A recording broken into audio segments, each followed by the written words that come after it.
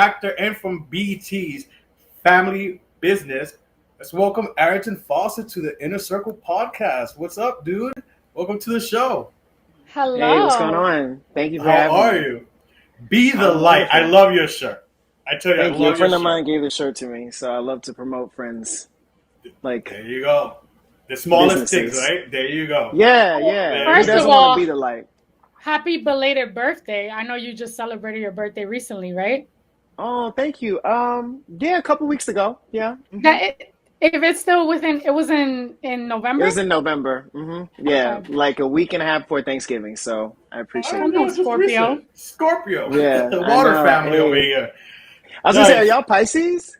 I'm a I'm an Pisces. Aquarius. Okay. So we Oh, got because I'm the a we same said Pisces. thing. February, right? The Yeah. February Yeah, birthdays. I Ah, yeah. you Early just February and well, a late here's February. what here's the thing though. I think I'm a cusp because my birthday is February 17 and then the 19th is a Pisces. So I'm just Yeah. there. Like You have so some Pisces in you, so that's fine. That's good. Yeah. exactly. Yeah. I had an ex was an Aquarius, so I'm like, Oh oh. shit. oh But I'm I'm not never, boy. gonna blame. but But you I'm know not gonna what? blame all I'm never, Aquarians because my dad is an Aquarius and he's the most giving person ever. He's aw. dope. Oh, yep, that's Yeah. true. They Yeah, do. that's They are givers. we are giving. We're giving to a fault. Yeah. I will say Hmm. though, Aquarius men are different from Aquarius women. Absolutely. Maybe. I've never dated an Aquarius guy. I've always wanted to, but I think it would be too much like me, and that scares the shit out of me. Yeah. I can't have another Scorpio. That's too much. Mm. One of us got to be sane. I'm just kidding. I love that. So let's get to know for the people that don't know Arrington Foster. Arrington, tell us, just where you from. Like, tell the people, you know, a little Humble bio about you. beginnings. Oh man. Well, I'm from the East Coast originally. I'm from Maryland, born and raised, PG County, DMV. What's good? Um, and I don't know. I just grew up always wanting to entertain. I did theater from a very young age. I did music. I did plays, musicals since I was like 10 years old. So I've kind of always known that I wanted to act.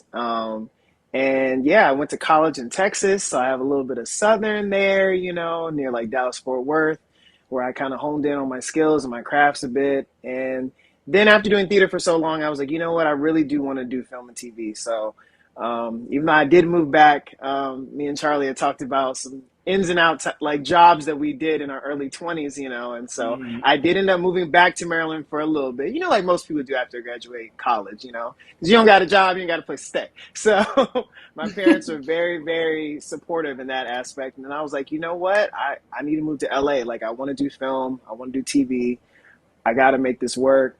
And yeah, so and here we are 6 years later, so. I'm blessed. I can't complain. Nice. So when did you start? Like, at what age? Like, what was it? You hear a lot of performers, entertainers say, "Yeah, I Hmm. was always dancing," and my mom or dad always said I was always singing since I was like from Yeah. 2 or 3 to the. What? At what age and what was it with you that whether your parents or you knew I love this? This is what I want to do, acting Well, wise. listen, my parents even told me, for the people that are millennials in there who remember a show called In Living Single, Yeah. Yes. I was about 3 years old and I was just obsessed with Khadijah. I don't know why. Like Queen Latifah, I was just like so obsessed. Um, and I always was that kid, kind of like what you said. Like there was no artist in my family. I think the only person, my grandfather, who just turned 91 on the 20th of last month. Shout outs to him. He would Aw. always encourage me to sing and dance around the living room. I was always, rehearsing lines. I would even make my little brother act things out with me. He would hate it Oh. because he's completely opposite from me. And I kind of always knew, but I didn't really know where to channel that, So I did what most kids do. I did sports. I even did a little bit of martial arts.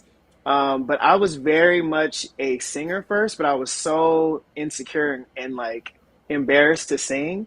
So I did that in choir. I did that in honors chorus, and it was my music teacher. I would say I was about 10, 11 years old. Shout out to my sixth grade teacher, Miss Garrity, somewhere out there. She was the one that was like, you should do this play. And I was like, okay. And so I got to kind of use all my talents in one. And I guess that's when I could say I got bit by the acting bug. And it just took off from there.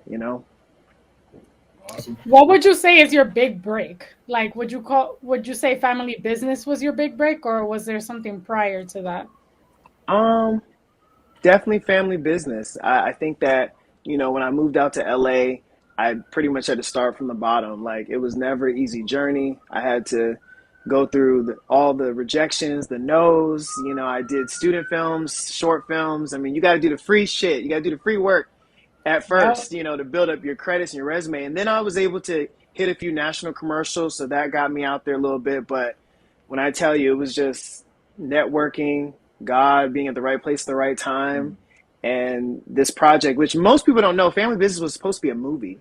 When I got Which we'll get cast, into. We'll yeah, definitely yeah, get it was supposed to be into a movie. family So business in a little that bit. was that was definitely the big break for sure. And for me, I always say it's my I don't even can say it's my big break. It's my introduction to the world, because if you look at most big actors that we love, you can look back in their career and you can be like, oh, this was their big break. But then you look back and like, yo, they did this TV show, that Hmm, movie, hmm, hmm. that movie. So I just feel like Family Business was definitely the introduction.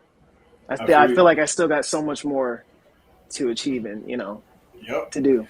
In high school, you did. You said you did theater and stuff. Then you went to Texas Christian University. In Hmm. Texas, as you mentioned.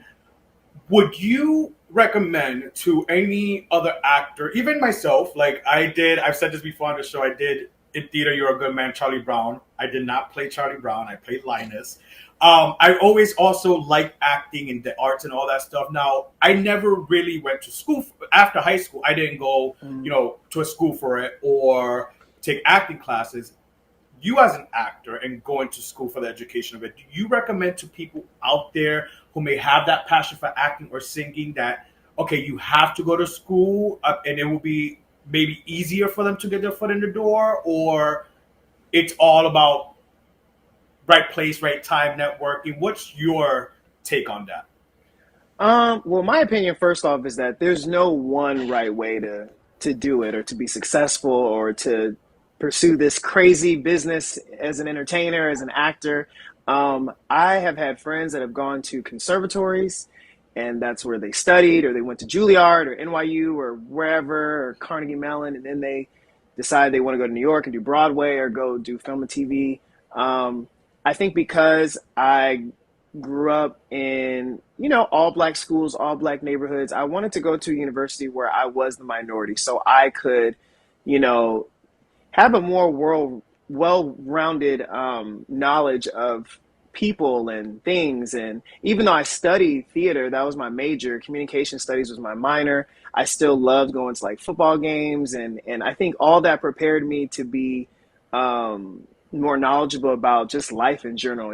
I'm the type of person like there. I felt like as a kid, you had two types of actors. You either had the weird, crazy actors that were like very like the theater, nerds and geeks, and then you Yeah. had people that were like kind of normal. And I wanted to definitely, I loved what I did, but I wanted to be able to go to a football game. I wanted to be able to have friends that like didn't do what I do, because then ultimately that helps you when it comes to experience when you take on different roles as an actor, as an adult.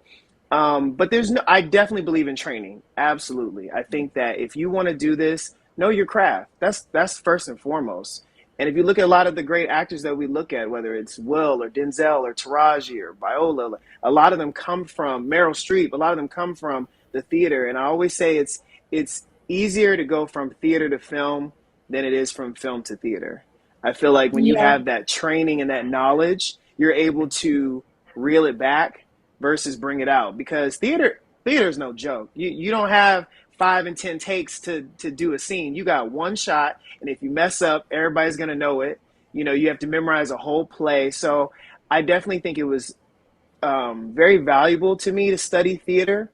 But once again, like I said, I had to start from ground zero when I moved to LA, and I had to take classes that were strictly for film and TV, and then take improv, take auditioning classes. There's no right way to do it, but I would definitely say if you want to do it, just go for it and don't let like no's or rejection stop you. I actually experienced a lot of rejection in college, but I look at where next year it'll be 10 years since I graduated college. I'm showing my age now. But, that was when I think about then to now, I'm like, I needed that so I could have the tough skin to come out to LA.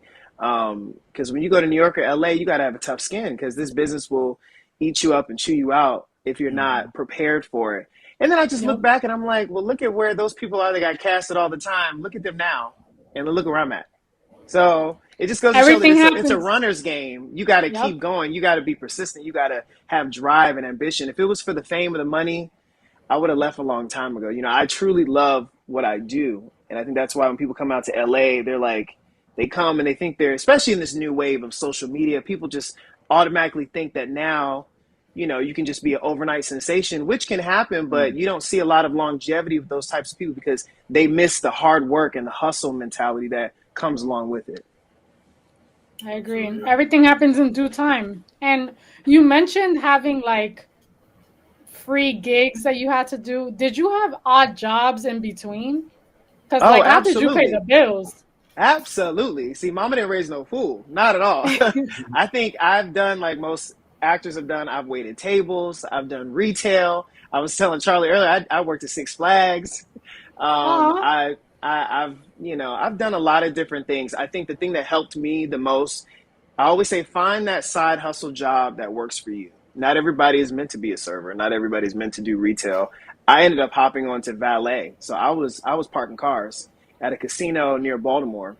And I remember one of my friends was like, yo, there was a guy that used to work here. He was a dancer and he transferred to LA. And I was like, you could do that? I didn't even know that. So I actually went to LA for like 10 days. I was doing a competition, but at the same time, I was like just networking. I was going to different hotels. I was like, hey, I'm thinking about moving here. Can I transfer here? Because I wasn't gonna come. I respect people that come out and don't have a job at all, but I was like, that's not gonna be me because I'm not trying to be homeless on the street. yep. So I Or was a able couch to potato. exactly. I didn't want to mooch off anybody, so I was able to find a hotel, and they were like, yeah, when can you come? And so I immediately had a job when I came out here. That's And I awesome. was I was at that hotel for about 5 years before I let that go. But I always said I wouldn't quit until I knew that acting was paying the bills. You know, and people don't even know. During first season of Family Business, I was still parking cars at night. I was still doing it. I wasn't, you know, I wasn't like, oh, I'm on a show now. I can just quit, like, you know, because the industry is in waves. Yep. You might be up one moment, and then the next moment you're struggling or you're down. So it's always good to have that side job Well, because you got it's to fun. live. Yeah, exactly. It's funny